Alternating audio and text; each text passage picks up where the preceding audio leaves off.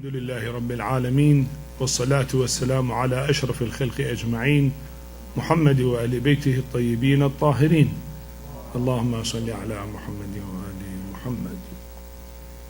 Subject of fiqh, and I think we have reached the issue 112 about alcoholic liquor. Issue 112, all alcoholic liquors and beverages which intoxicate a person are najis, and on the basis of recommended precaution, which is originally liquid and intoxicates a person, is najis. Hence narcotics like opium and hemp, which are not liquid originally, are tahir, even when a liquid is added to them. Now here comes about alcohol or wine. What is its meaning, definition, and what is the issue whether it is tahir or najis? The general rule which is known, كل مسكر مائع بالإصالة فهو نجس. Every intoxicant which is originally liquid is regarded as najis. Now intoxicant may be a wine, maybe a beer, maybe brandy, maybe whiskey, maybe alcohol, or whatever it is intoxicant. If one drinks it, he gets intoxicated, he loses his equilibrium and mental ability, and gradually, if more intoxicating, then effect of a drunken case will be there. So the general issue is like that. And they put the condition liquid by its nature. So it come out of it, there are intoxicants, but they are not liquid, like opium or hashish or other medicine nowadays. They are used as drugs. They are haram to use them, but they are not najis. They are not liquid, so they are not najis. But of course to use them is haram, not allowed.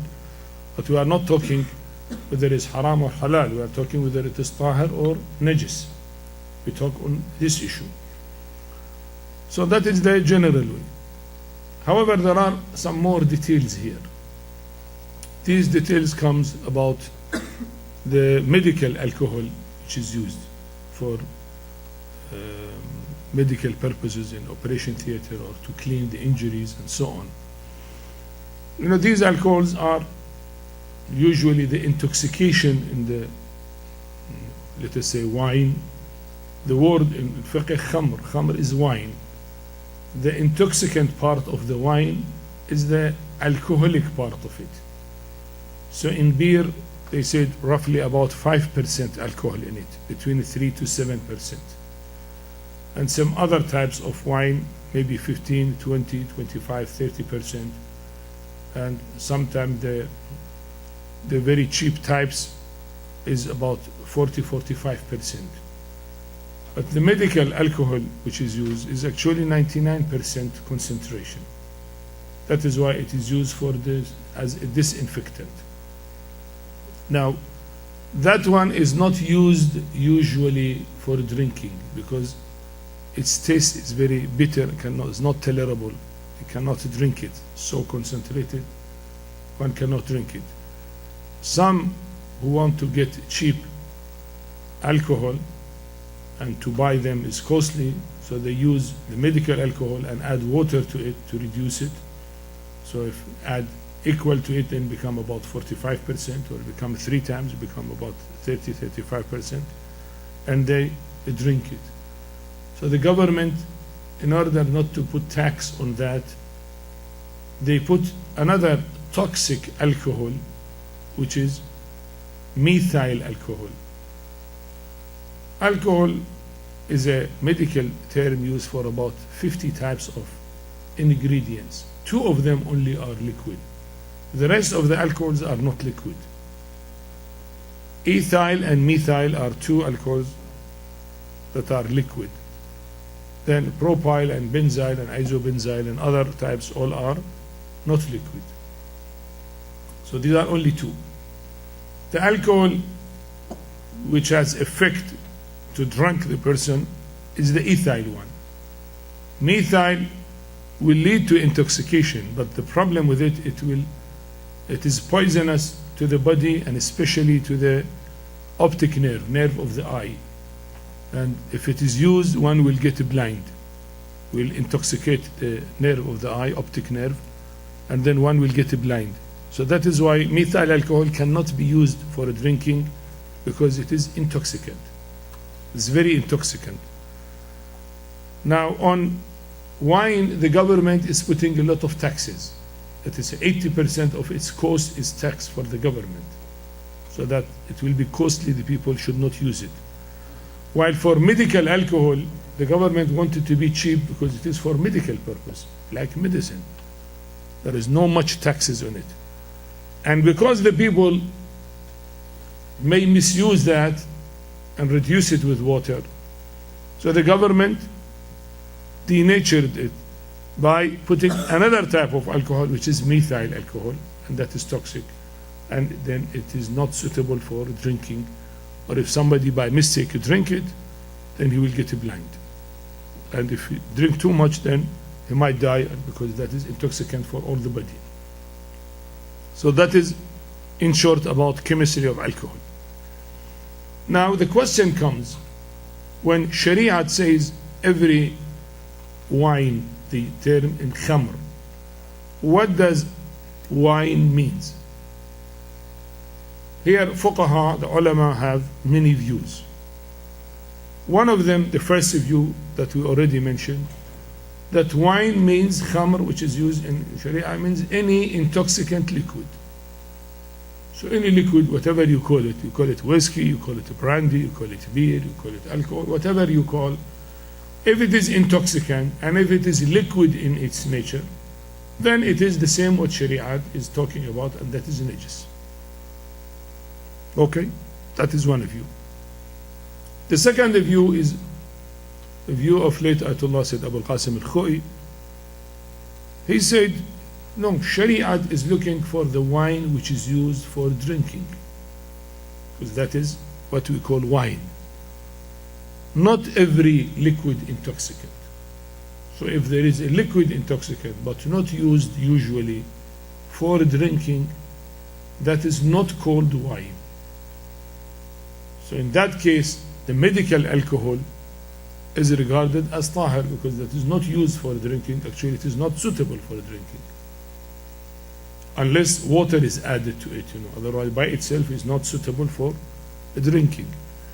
So he said that is not what Shariat means as wine, and it is tahir. Of course, haram to drink it because it is intoxicant, but if you put it on your body, it's tahir. Or if it is there in the eau de cologne, for example, in perfume, then it is tahir, because it is not khamr, the wine which is used, the term used by Sharia. So this is the second view. There is a third view. He said, in Shariat, what is called as wine is the fermentation of the grape, and some add maybe the date also, but usually the grape. So it is asirul inab. If it ferment, become khamr. That is the usual one. Now if something else then is not regarded as wine, and is in that case is not najis, haram to use it, yes, because it is intoxicant. Any intoxicant, whether liquid or solid, is haram to use it, but it's not najis. The question of najasat. There are very rare views. He said that wine is not najis, but is haram to use it. It's because Shariat want the people not to touch it, not to be near it to it. So in traditions they say it is qadar, it is dirty, it is not good, they mean, but that is very rare view among the fuqaha. The common view, let us make it short, the common view are usually two. Some say that every liquid intoxicant is najis. In that case, alcohol if it is liquid type of alcohol. I say liquid type because in some of the eau de cologne, they do not use the liquid alcohol. They use the solid type of alcohol. And if they use solid type, then it is not najis. But if they use the liquid type of alcohol, ethyl alcohol, then it is najis.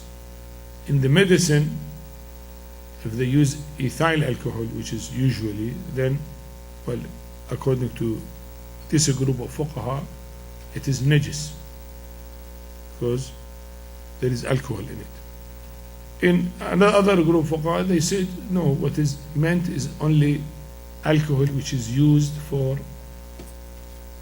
drinking, and the one which is come by fermentation, because the medical type of alcohol is not coming through the usual way of fermentation. It's taken from the wood by a special chemical way, so the chemical type of product, not taken by fermentation of, let us say, grape or date or some other sugars, or malt or other thing. No, not like that. So it's because it is not this one, so Shariat is not looking to it, and it is not the usual one for drinking. So these are the two main groups. Now here we read it again. According to Ayatullah Al-Sistani, say all alcoholic liquors and beverages which intoxicate a person are najis, and on the basis of recommended precaution, everything which is originally liquid and intoxicates a person is najis. So the medical alcohol, because it is a liquid and intoxicate, as a recommended precaution according to Ayatullah Sistani. According to late Ayatullah Khoi, he said it is tahir. According to some other ulama, they said it is najis, as I said. Okay. Now we come to issue 113. All kinds of industrial alcohol used for painting doors, windows, tables, chairs, etc. are tahir. So here he made it clear that alcohol is not meant by the liquors or the beverages, which he means this industrial type, because its origin is not from fermentation, industrial way. So they are, because these are the one which is used for painting, the varnish they use in painting, they use alcohol, and so on. Then according to Ayatullah Sistani, he said they are tahir. Well, as I said, maybe other maraji, they might say that it is najis also. Issue 114.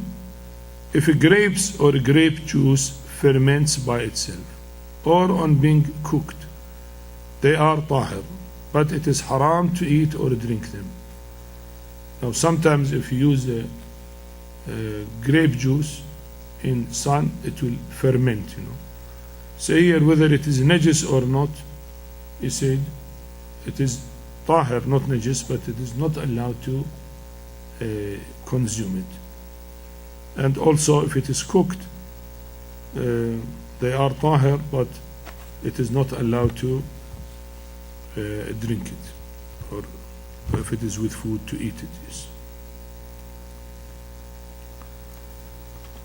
Issue 115. If dates, currants, and raisins and their juice ferment, they are tahir, and it is halal to eat them. So only about grapes or grape juice, he said it is not allowed to drink, but if a date or raisins or other juice ferment, in that fermentation there is no alcohol usually, and they say they are halal to eat them, and they are tahir. Okay, we come to a new subject, and that is beer or fuqa in issue 116.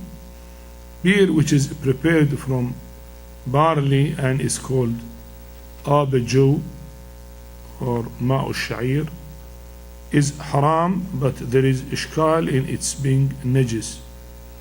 But barley water which is medically prepared and is called ma'u sha'ir is طاهر.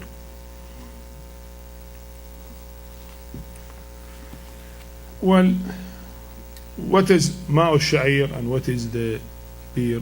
You know, barley, if it ferment, it becomes the beer which is used for drinking. And as he said, it has 3 to 7% concentration of alcohol. There is little alcohol. That is why one glass of beer may not intoxicate the person, but if you take 2 or 3 glasses, you get intoxication. So it is a weak type of intoxicant. It is intoxicant, but it is a weak type. That is why maybe one glass will not intoxicate, but 2 or 3 glasses will have its effect. Now, that of course, because it is intoxicant, to use it is haram, no doubt about it. But is that the same which is called ma'u sha'ir, or they use beer without alcohol? You say beer without alcohol is supposed to be different. It is, I mean, the water of barley, or the barley juice, let us say. What is that barley juice? Or barley juice is a juice used by the doctors, especially the centuries before, because there was no vitamins. For vitamin B complex, they put the barley in water and leave it for some time.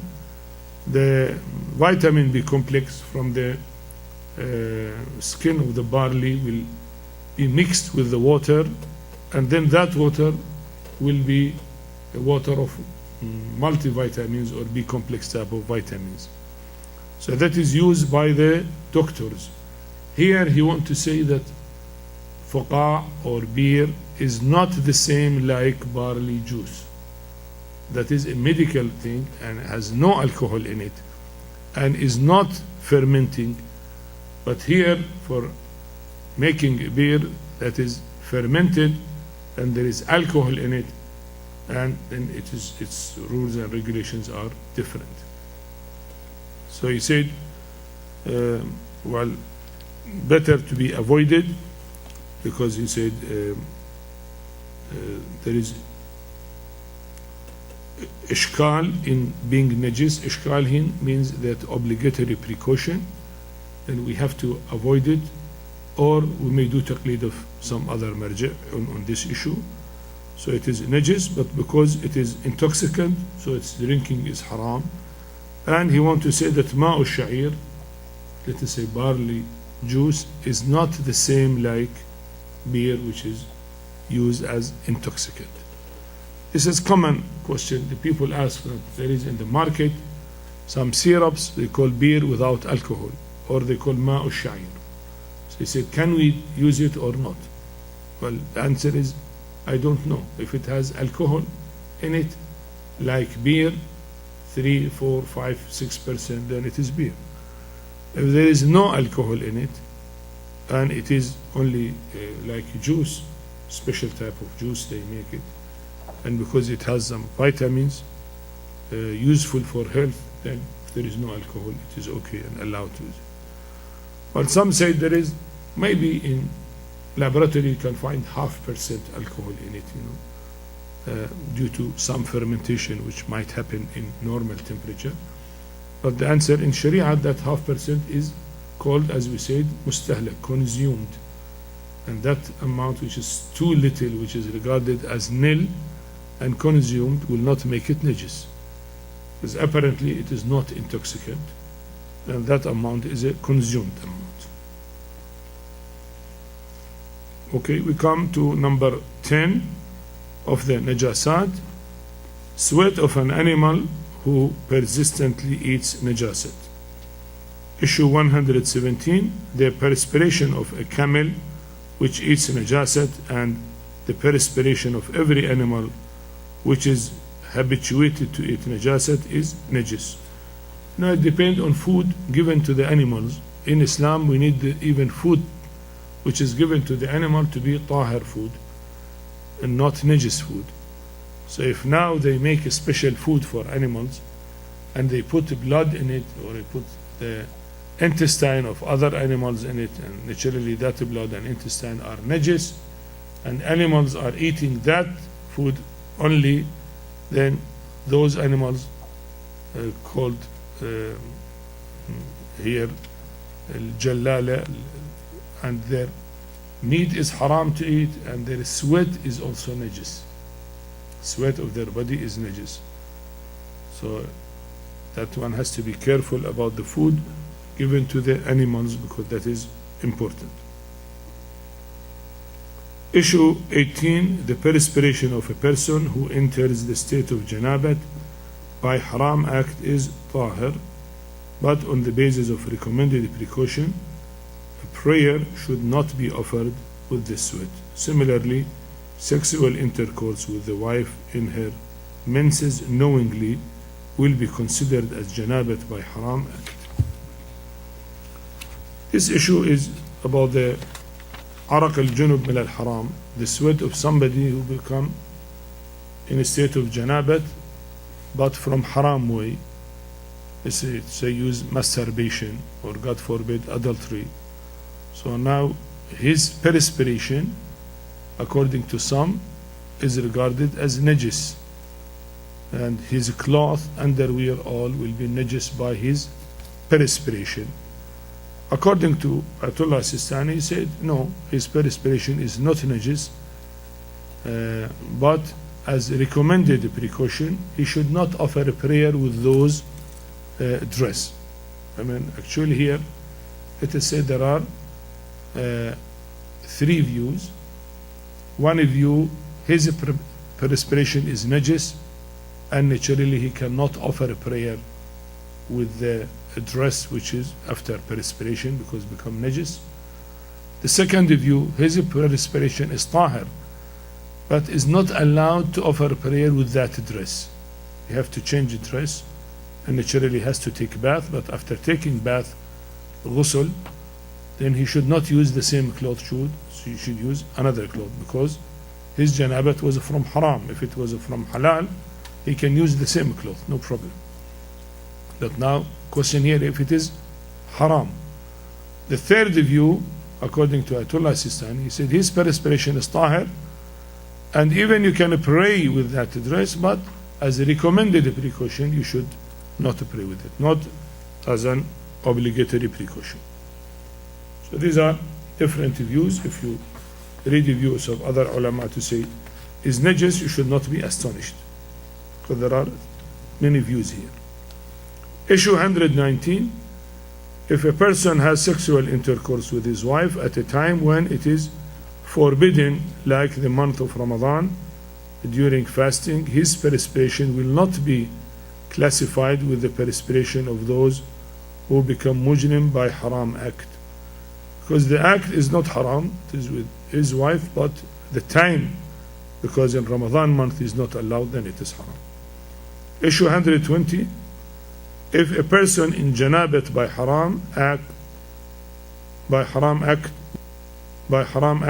does tayammum instead of ghusl and perspires after performing tayammum, his perspiration will be governed by the same rule which applied to his perspiration before the tayammum.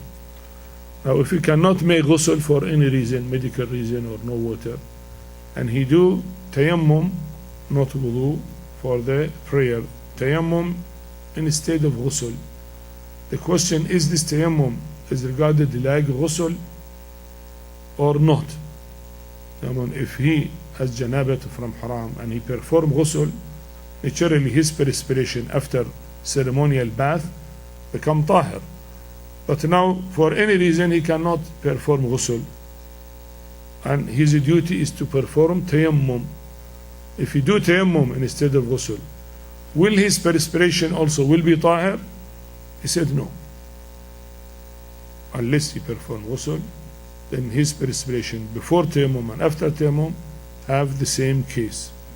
Of course, according to Ayatullah Al-Sistani, is not najis, and as a recommended precaution, he should not offer prayer with the dress, but according to others, is regarded as najis.